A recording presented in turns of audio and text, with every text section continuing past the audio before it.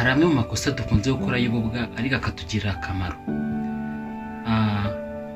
Nk'iyo uguze indaya ukayishyura igiciro mwumvikanye mukagihurizaho, uba witeguye kuri tayari kutaba umupapa. Naramuka asamye azabyirengera, naramuka agize ikindi kibazo runaka azabyirengera. Gusa ariko nawe uramutse wanduye virusi itera sida, imitezi, ugomba kubyimenyera. Ndabizi iyo bikunze kora subscribe, following TikTok, Instagram, tera like, siga commentaire. Akandi kantu ko bubwa wabuze nakaye. Dore amakosa utazigera ukora ye musore.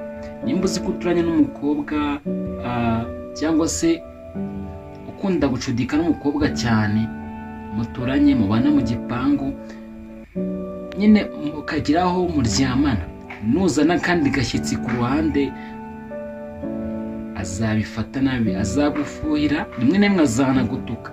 N'abagira na kamere ari drama queen azagucira mu maso imbere y'uwo mukobwa, kubera yuko we azaba azi yuko mukundana bya nyabyo. Ura nimba uzi ko ukunda gusambana cyane, si byiza yuko wazaniraho umukobwa undi muturanye, ni ikosa rikomeye cyane. Akora subscribe urimo wishimiye buno buka.